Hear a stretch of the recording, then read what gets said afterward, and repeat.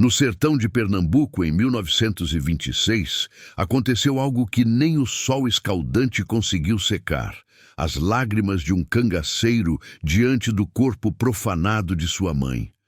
Coronel Jerônimo Saraiva cometeu o erro que selaria seu destino. Deixou Maria Lopes, mãe de Lampião, para os urubus comerem. Disse que ela não merecia terra cristã. O que ele não sabia é que existem vinganças que não se pagam com sangue, mas com a alma. Esta é a história do dia em que Lampião fez um homem morrer por dentro, queimando o que ele mais amava, sem disparar um único tiro no corpo dele.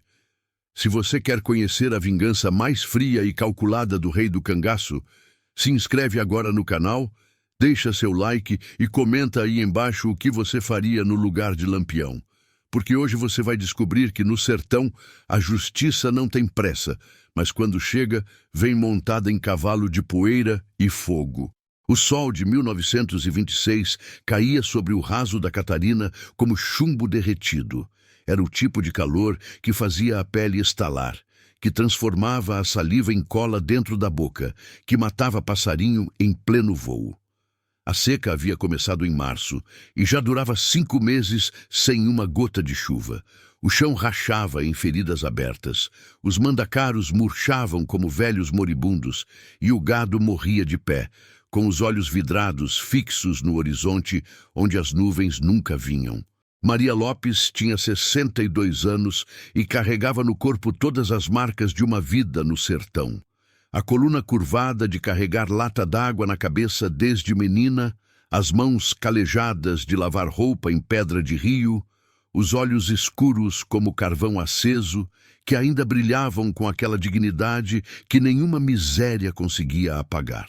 Ela era costureira de mortalhas, profissão que exercia com a solenidade de quem entende que a última roupa é a mais importante de todas. Na casa simples de taipa onde morava, nos arredores de um povoado sem nome entre Pernambuco e Bahia, Maria mantinha sempre limpo um canto especial. Ali ficavam os retalhos de pano branco, a linha de algodão, as agulhas que ela mesma afiava numa pedra de amolar, e um pequeno crucifixo de madeira que seu marido tinha esculpido antes de morrer.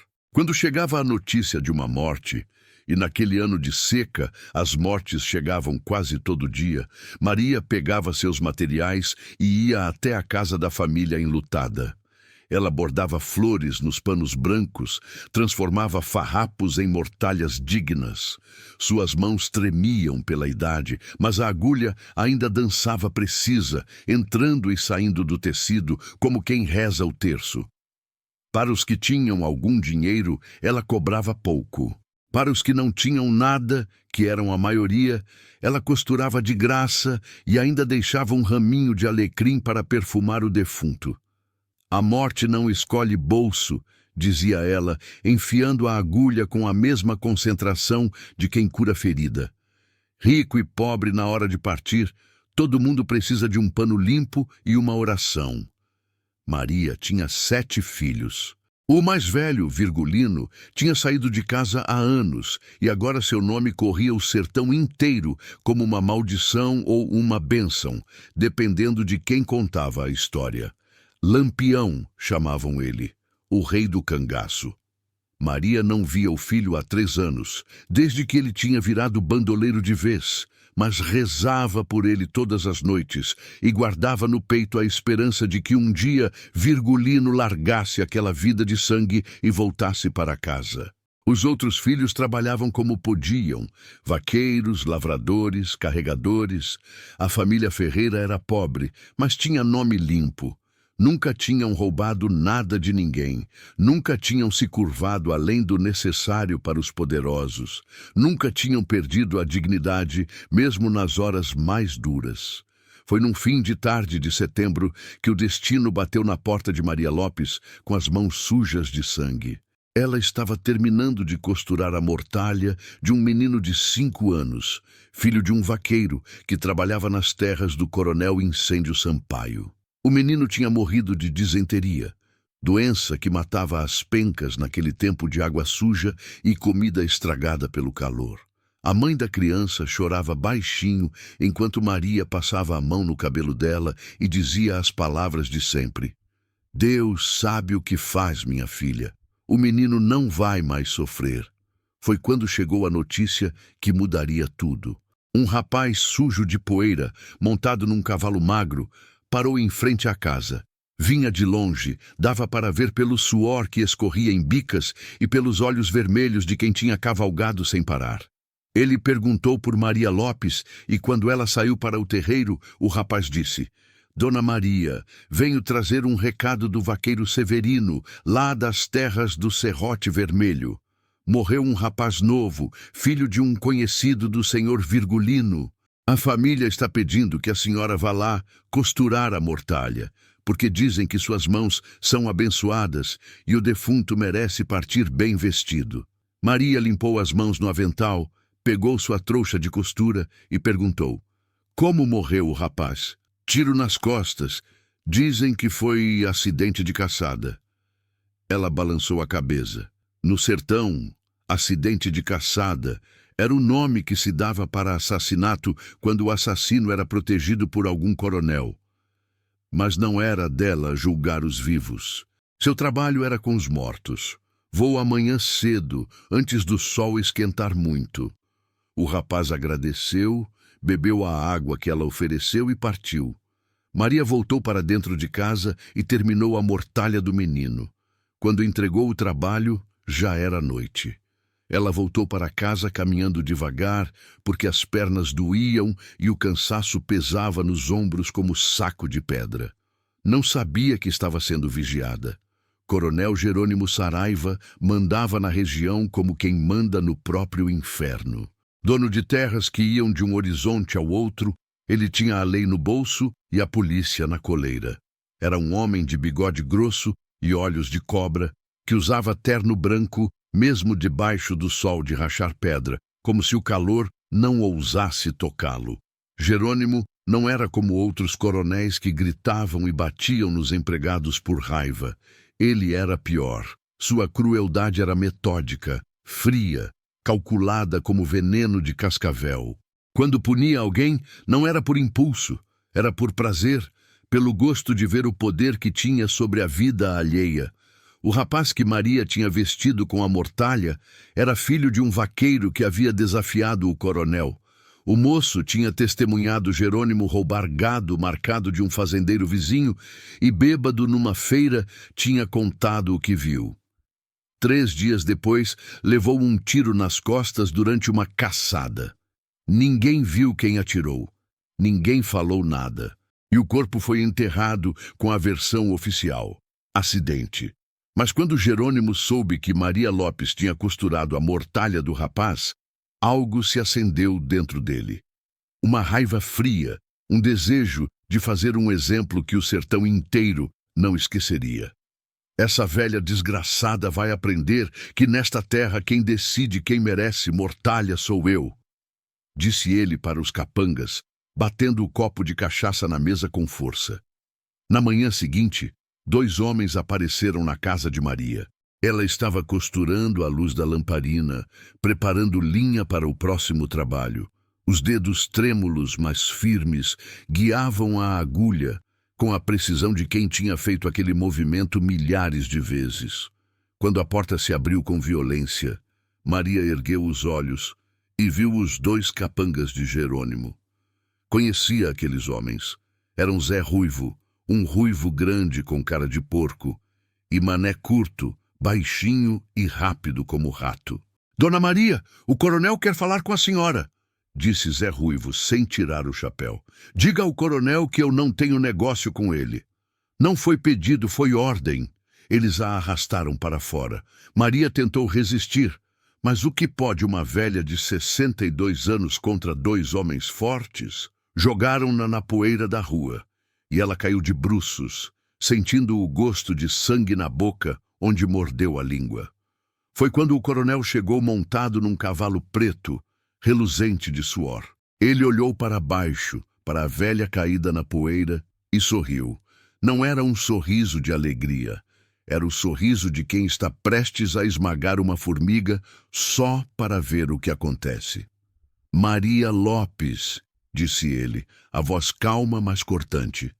Você costurou a mortalha do filho do Severino? Ela cuspiu o sangue e respondeu. Costurei sim. É meu trabalho.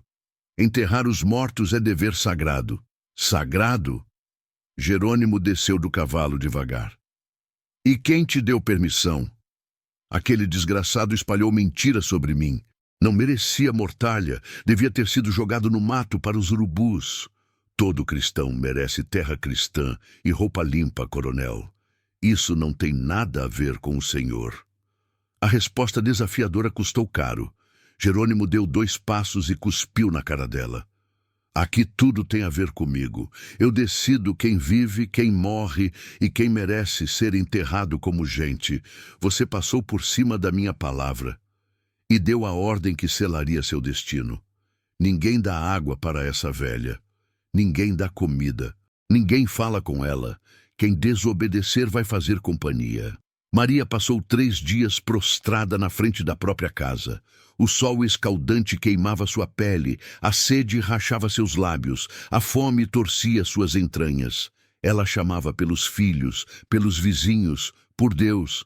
Mas ninguém vinha. O medo era maior que a piedade. No 3º dia, o corpo dela parou de se mexer. Maria Lopes morreu sozinha, na poeira, com os olhos abertos fitando o céu azul que nunca mandava chuva. Mas Jerônimo não estava satisfeito. Ele queria mais. Queria que a humilhação fosse completa, que o exemplo marcasse a região para sempre. Essa cabra não merece terra cristã, disse para os capangas. Deixa para os urubus e quem enterrar vai fazer companhia. O corpo de Maria Lopes ficou exposto no terreiro. O sol o cozinhava devagar. O cheiro da decomposição subia no ar como uma blasfêmia, e os urubus começaram a circular no céu como sombras da desgraça. Primeiro vieram 2, depois 5, depois uma nuvem negra que cobria o sol. O povo passava e baixava os olhos. Ninguém ousava tocar. Ninguém rezava em voz alta. O medo era uma coisa viva que rastejava pelas ruas e entrava nas casas. Foi um menino sujo de poeira, com os pés descalços sangrando, que levou a notícia para Lampião. O cangaceiro estava acampado em Sergipe há 3 dias de cavalgada, quando o menino chegou ofegante. Lampião estava sentado numa pedra, limpando o rifle, quando ouviu a história. O menino falou chorando, tropeçando nas palavras, mas contou tudo, a mortalha, a ordem do coronel, os 3 dias de agonia e o pior, o corpo deixado para os bichos. Lampião ouviu em silêncio. Não gritou, não chorou, não quebrou nada. Apenas apertou o punho do rifle até os nós dos dedos ficarem brancos como osso seco. Seus olhos, que já tinham visto tanta morte, tanta crueldade, tanta miséria, ficaram vazios. Era o vazio de quem acabou de perder a última coisa que o conectava com alguma humanidade. Preparem os cavalos, disse com voz de vidro moído. Vamos para casa. E naquele momento, Coronel Jerônimo Saraiva assinou sua sentença de morte. Não do corpo, mas da alma. Lampião cavalgou por 2 dias e 2 noites sem parar. Não comeu, não bebeu, não falou. O bando o seguia em silêncio, porque todos sabiam. Ali ia um homem carregando o peso de uma dor que nem o sertão inteiro conseguiria segurar. Corisco cavalgava ao lado, respeitando o silêncio. Conhecia Lampião há anos suficientes para saber que, quando o capito ficava assim, mudo, com os olhos fixos no horizonte, algo terrível estava sendo gestado dentro dele. Não era raiva explosiva, era aquela fúria fria que precedia as vinganças mais cruéis. Chegaram à noite, sorrateiros como onças. Lampião viu de longe, à luz da lua minguante, o corpo da mãe ainda exposto. Os urubus tinham feito a festa. As roupas estavam rasgadas, a carne desfigurada, os ossos começando a aparecer por baixo da pele escurecida. O cheiro alcançou Lampião antes da visão completa e algo se quebrou dentro dele. Não foi raiva. Foi uma frieza mortal, um gelo que descia da alma e congelava até o sangue. Ele desmontou do cavalo devagar e caminhou até o corpo. Os urubus levantaram voo com preguiça, grasnando sua indignação. Lampião se ajoelhou ao lado do que restava de Maria Lopes e ficou ali, parado, por tempo que pareceu uma eternidade. Finalmente, com as próprias mãos, ele começou a juntar o que os bichos tinham espalhado. Envolveu tudo num lençol branco que trouxera justamente para isso. Não deixou ninguém ajudar. Era dele aquele fardo, aquela dor, aquela humilhação. Cavou a terra dura com as mãos nuas, arrancando pedras, sangrando os dedos. Não aceitou ajuda. Precisava sentir a dor física para não enlouquecer com a dor da alma. Abriu a cova debaixo de um juazeiro velho, aquele mesmo onde Maria costumava sentar para descansar depois de carregar água. Enterrou a mãe enquanto o sol começava a nascer, pintando o céu de vermelho como sangue fresco. Rezou o Pai Nosso em voz baixa e no final acrescentou palavras próprias. Mãe, a senhora me ensinou a ser homem de bem. Me ensinou a respeitar os mais velhos, a ajudar os necessitados, a não fazer mal a quem não merece. Mas também me ensinou que homem que não se vinga não se salva. E essa vingança, mãe, vai ser feita do jeito certo. Não vai ser rápida, não vai ser fácil, vai ser eterna. Fincou uma cruz de madeira que Corisco tinha esculpido durante a cavalgada. Limpou a terra das mãos ensanguentadas no lençol e ficou ali mais alguns minutos, olhando para o monte de terra fresca. Então se levantou, virou-se para o bando e disse, com uma voz que não admitia discussão: Corisco, descobre onde está a família do coronel, mãe, irmãs, filhos, todo mundo, e descobre o que ele mais ama nesta vida. Durante os dias seguintes, enquanto o bando se escondia numa gruta nas proximidades, Lampião e seus homens viraram espiões. Infiltraram-se na região como fantasmas, ouvindo histórias, mapeando rotas, descobrindo segredos. Foi uma velha benzedeira, amiga de Maria Lopes, quem contou o que Lampião precisava saber. Ela veio até a gruta no meio da noite, guiada por Corisco, trazendo informações preciosas. Seu Virgulino, disse a velha, chamando-o pelo nome de batismo. Conheço o coronel Jerônimo desde que ele era menino. É um homem ruim, sempre foi, mas tem uma coisa que ele ama mais que tudo neste mundo. O quê? Um retrato gigante do pai dele. Fica na sala principal da fazenda. O velho Jerônimo, pai dele, morreu há 20 anos, mas o coronel fala com aquele retrato todo dia. Pede conselho, jura por ele, bebe na frente dele, diz que o pai é o único homem que ele respeitou na vida. Lampião absorveu a informação em silêncio. Depois perguntou: E a família? Ele tem mãe? Tem, sim. Dona Evangelina, 83 anos. Mora na casa grande, cercada de empregados. Filhos? 3 homens e 2 mulheres, mas todos já são criados, têm casa própria. Lampião ficou pensando, os dedos tamborilando no cabo do punhal. Corisco, que o conhecia bem, sabia que o capito estava arquitetando algo. E o coronel? Como ele é com a família? A velha fez uma careta. Com a mãe ele tem respeito.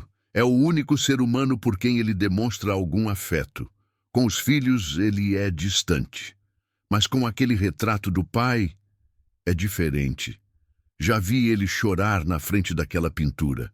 Quando a velha foi embora, Lampião reuniu seus homens mais próximos. Além de Corisco, estavam ali Zé Sereno, Volta Seca, Azulão e Mergulhão. Todos homens que já tinham provado sua lealdade em sangue. O plano é assim, disse Lampião, desenhando no chão de terra com um graveto. Não vamos tocar na família dele. Não vamos matar a mãe, não vamos mexer com os filhos. Isso seria vingança barata, coisa de covarde. Então o que, capito? Perguntou Zé Sereno. Vamos matar o que ele ama, e ele ama um fantasma. Explicou o plano devagar, com detalhes.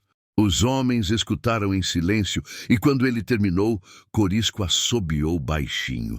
Capito, isso é crueldade fina. Não é vingança de cangaceiro, é vingança de artista. Minha mãe era artista, respondeu Lampião. Costurava beleza em pano de mortalha. Essa vingança vai ser costurada do mesmo jeito, com paciência, com detalhe, com arte. Passaram ainda 3 dias estudando a rotina da fazenda. Sabiam quando os capangas trocavam de turno, quando o coronel dormia, quando a casa ficava menos vigiada. Lampião circulou rumores falsos de que estava em outra região, atacando fazendas no Ceará. A isca funcionou. Jerônimo baixou a guarda. Na véspera do ataque, Lampião visitou sozinho o túmulo da mãe. Sentou-se ao lado da cruz e ficou ali 1 hora inteira, conversando baixinho com a terra. Amanhã, mãe, amanhã o senhor vai ter paz, e aquele desgraçado vai saber o que é perder o que mais ama. Levantou-se, limpou a poeira das calças e voltou para a gruta. Os homens estavam prontos, as armas limpas e carregadas, os cavalos descansados. Vamos numa noite sem lua, ordenou Lampião. Entramos, fazemos o serviço e saímos antes do amanhecer. Ninguém mata ninguém, a menos que seja necessário. A vingança não é contra a família, é contra a alma dele. E partiram quando o céu estava mais escuro, como fantasmas cavalgando rumo à justiça que o sertão iria testemunhar e nunca esqueceria. A fazenda dormia quando Lampião e 6 homens se aproximaram pela mata. Não havia lua, apenas o brilho fraco das estrelas iluminando as sombras. Os cangaceiros se moviam sem fazer barulho. Anos de vida na caatinga tinham ensinado a eles como pisar sem quebrar galho, como respirar sem denunciar presença. A casa grande era uma construção imponente, com paredes grossas de taipa e telhado de telha francesa. 2 janelas estavam iluminadas, uma no quarto do coronel, outra na sala onde os capangas jogavam cartas. Lampião contou 6 guardas do lado de fora, sentados em bancos, rifles nos colos, mas a maioria cochilava. Fez sinais silenciosos. Corisco e Azulão foram pela lateral esquerda, Zé Sereno e Mergulhão pela direita. Volta Seca ficaria na retaguarda, rifle pronto para cobrir a fuga. Lampião iria sozinho pela frente. Quando tudo estava posicionado, ele deu o sinal. Um assobio baixo que imitava coruja. Aconteceu tudo ao mesmo tempo. Os guardas foram dominados antes de poderem gritar. Panos enfiados na boca, cordas amarrando pulsos e tornozelos. Um deles tentou resistir e levou uma coronhada que o deixou desacordado. Em 3 minutos, a casa estava sob controle. Os empregados foram trancados nos quartos dos fundos. A mãe do coronel, Dona Evangelina, acordou assustada, mas ao ver Corisco diante dela, apenas se benzeu e voltou a dormir. Era velha demais para ter medo. Lampião entrou sozinho na sala principal e ali estava. O retrato. Era uma pintura a óleo, enorme, ocupando quase uma parede inteira. Mostrava o velho Jerônimo Saraiva montado num cavalo branco, com roupas finas, olhando para o horizonte com expressão de quem era dono do mundo. O artista tinha capturado cada detalhe. Os olhos claros, o bigode imponente, até as rugas na testa. Lampião ficou parado diante da pintura por um momento, estudando aquele rosto. Foi esse homem que criou o monstro que matou minha mãe, pensou. Foi esse orgulho que se passou de pai para filho como doença. Sacou o punhal. A lâmina brilhou na luz fraca da lamparina. Mas antes de tocar no retrato, ouviu um barulho de porta se abrindo. Virou-se devagar, punhal em punho. Coronel Jerônimo Saraiva estava na entrada da sala, vestindo roupas de dormir, uma espingarda nas mãos trêmulas. Devia ter ouvido algum ruído e descido para investigar. Quando reconheceu Lampião, o sangue fugiu de seu rosto. Tu, conseguiu dizer, a voz saindo como um gemido.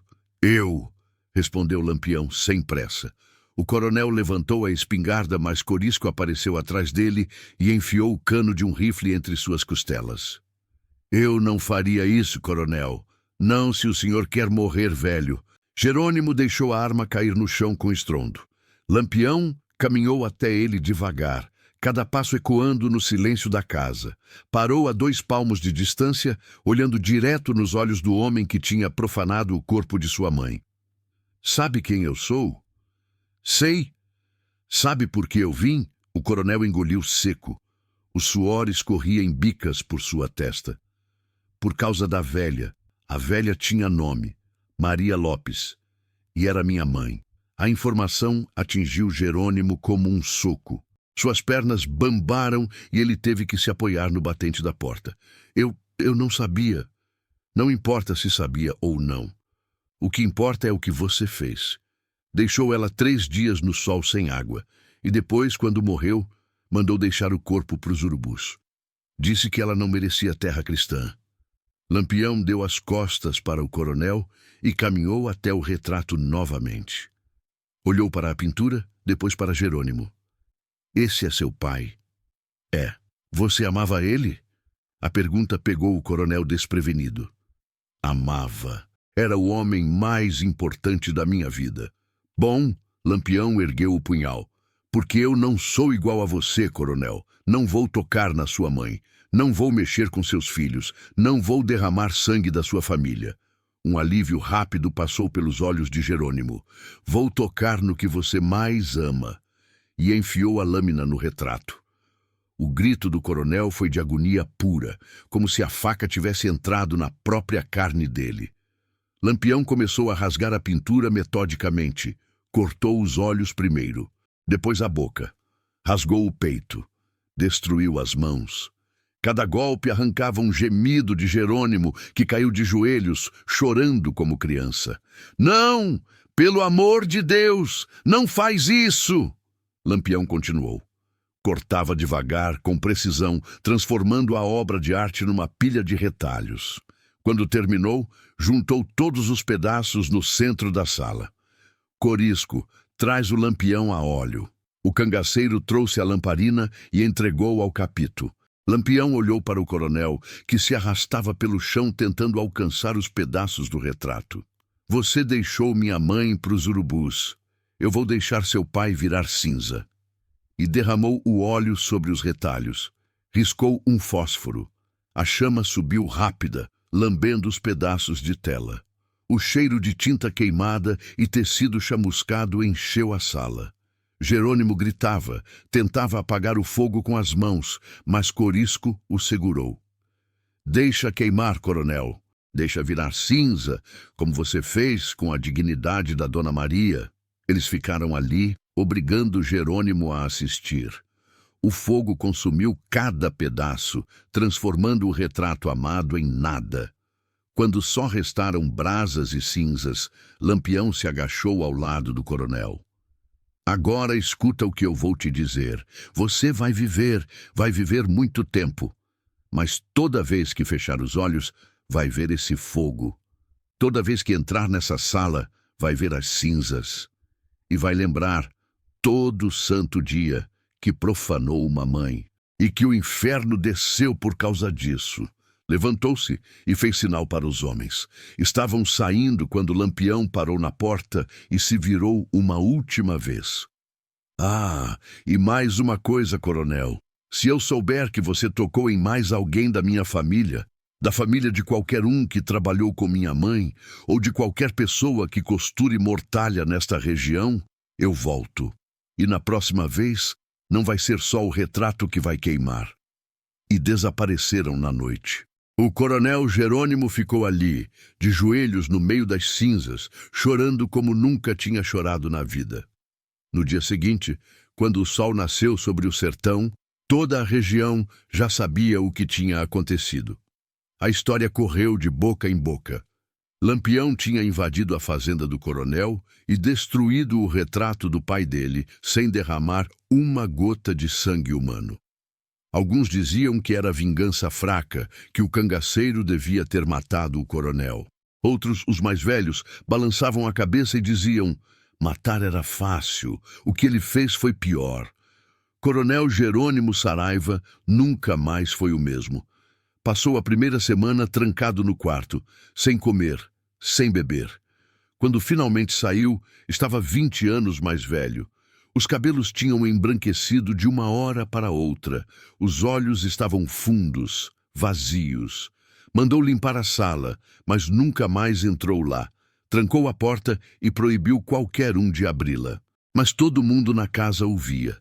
De noite, quando achava que todos dormiam, o coronel ia até aquela porta trancada e ficava do lado de fora, chorando baixinho. Começou a definhar. Comia pouco. Falava menos ainda. Passava os dias sentado na varanda, olhando para o nada, bebendo cachaça até cair desacordado. Os capangas comentavam entre si que o patrão estava possuído, que tinha levado um castigo pior que morte. 3 meses depois daquela noite, Coronel Jerônimo Saraiva foi encontrado morto na cama. Não tinha ferida, não tinha doença identificável, simplesmente tinha parado de viver. O médico que veio de longe para examinar o corpo disse que tinha sido parada cardíaca, mas os que moravam na fazenda sabiam a verdade. Ele tinha morrido de dentro para fora, consumido pelo fogo que Lampião tinha acendido na alma dele. No funeral, pouca gente apareceu. E quando enterraram o coronel, ninguém ousou falar mal de Maria Lopes nunca mais. A história da costureira de Mortalhas voltou a ser contada com respeito. As pessoas lembravam da bondade dela, das mãos que transformavam farrapos em dignidade, da mulher que nunca negou ajuda a ninguém. E quando alguém perguntava sobre o coronel, a resposta vinha sempre acompanhada de um olhar de soslaio. Aquele mexeu com quem não devia, deixou uma mãe para os urubus e pagou o preço.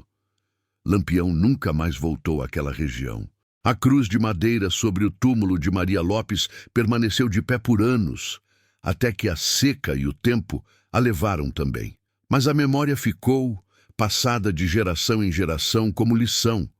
No sertão, há códigos que nem os coronéis podem quebrar. Respeitar os mortos é um deles. Respeitar as mães é outro.